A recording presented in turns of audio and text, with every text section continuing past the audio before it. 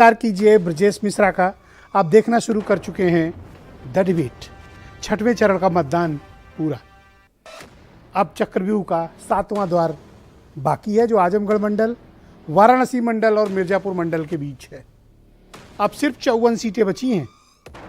349 सीटों पर लाख लग चुका है। अब सिर्फ 54 सीटों पर मतदान होना बाकी है।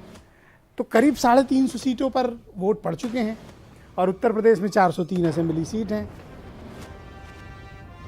सरकार किसकी बन रही है, हर कोई यही पूछ रहा है। यही जानने के लिए हम लोगों ने भी आज ये डिबेट आयोजित की कि सरकार किसकी बन रही है, क्योंकि अब तक तो तस्वीर साफ हो जानी चाहिए कि गवर्नमेंट फॉर्मेशन कौन कर रहा है और उत्तर प्रदेश की हुकूमत पर राज किसका आने वाला है। 5 कालिदास मार्ग और पंचम तल पर कौन जाने वाला है। आज इस विषय पर खुली परिचर्चा मैंने आयोजित की और छठवें चरण का संपूर्ण विश्लेषण दी। बहनों भाइयों, उत्तर प्रदेश का चुनाव कई मायनों में एक बड़े प्रयोग के तौर पर भी देखा जाता है, लेकिन पिछले 3 चरणों से मैं एक ट्रेंड देख रहा हूं और ये ट्रेंड थोड़ा सा दुखद है, कष्टकारी है, पीड़ादायक है। और मैं हमेशा उस मुद्दों को पहले भी उठा चुका हूं और पुनः उस बात को दोहराता हूं आपके समक्ष। मतदान कम हो रहा है, डेमोक्रेसी में पीपल्स पार्टिसिपेशन कम हो रहा है। ये चिंता का विषय है, ये गंभीर चिंता का विषय है। मतदाताओं की चुनाव के प्रति बेरुखी, ये ठीक बात नहीं है किसी भी वाइब्रेंट डेमोक्रेसी में। ये बात मैं आज इसलिए कह रहा हूं कि अभी तक जब मैं बैठा हूं आपके पास डिबेट करने, भारत निर्वाचन आयोग का 5 बजे तक का डेटा बताता है कि उत्तर प्रदेश में 53.31% यानी 53% पोलिंग हुई है। 1 घंटे और पोलिंग होगी, मान लीजिए 54-55% वोट पड़ा, 2% बढ़ा दीजिए, नॉट मोर देन 55%, बहुत कम है। 45% लोगों ने अपनी सरकार, अपना जनप्रतिनिधि चुनने के लिए वोट ही नहीं दिया। जब आप पूरे 5 साल सरकार की कमियों को, सरकार की उपलब्धियों पर चर्चा करते हैं, डेमोक्रेसी के तौर तरीकों की बात करते हैं, तो अपने संवैधानिक हक और अधिकार का आप इस्तेमाल क्यों नहीं करते? ये मेरी आपसे शिकायत है, शिकायत है मेरी आपसे। वोट डालने निकलिए, डेमोक्रेसी में अपने मताधिकार का इस्तेमाल कीजिए। जो भी आपकी विचारधारा हो, जो भी आप सोचते हो, पर वोट जरूर दीजिए। यही वो चीज है जो आपको समानता में रखती है।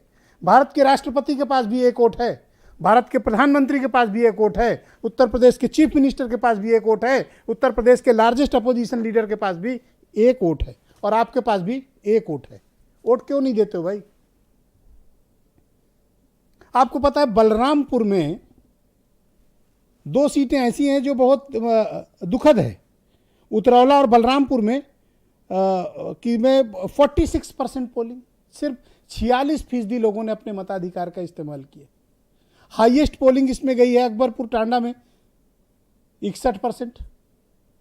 1-2% अभी मान लीजिए कि 6 बजे तक की पोलिंग में जो लोग लाइन में लगे होंगे, मैं 1% और भी बढ़ा देता हूं। तो वैसे अंबेडकर नगर का रिकॉर्ड रहा है हमेशा से कि वो 60% के ऊपर जाता है, गया इस बार।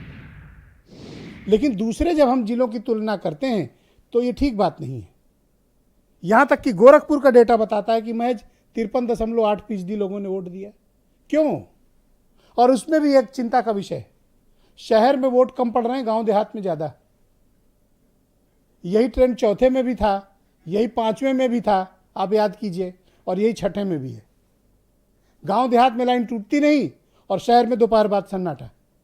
ये एक आम परंपरा हो गई उत्तर प्रदेश में, और ये पहले फेज से शुरू हुआ था, याद कीजिए, नोएडा, गाजियाबाद, मेरठ से, और वो अब तक जारी है गोरखपुर तक।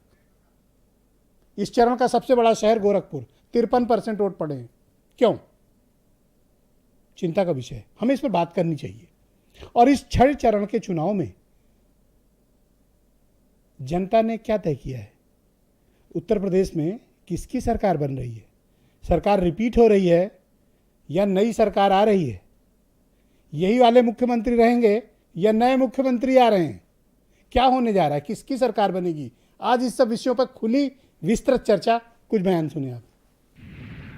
ये घोर परिवारवादी अभी भी कुछ नेताओं और माफिया से गठबंधन की पुरानी राजनीति में ही अटके पड़े हैं। हमारा गठबंधन जनता से होता है। जो विकास प्रारंभ हुआ है, गरीबों के कल्याण के लिए जो योजनाएं चली हैं और सुरक्षा का जो बेहतर माहौल बना है, इसको और अच्छा बनाने के लिए यह अनवरत चलता रहे, इसके लिए भारतीय जनता पार्टी या प्रदेश की आवश्यकता है। बीजेपी हार स्वीकार कर चुकी है। उनके प्रत्याशी आपने देखे होंगे, आज जनता से माफी मांग रहे हैं, तब भी यहाँ का किसान और यहाँ का नौजवान बीजेपी को माफ करने वाला नहीं है।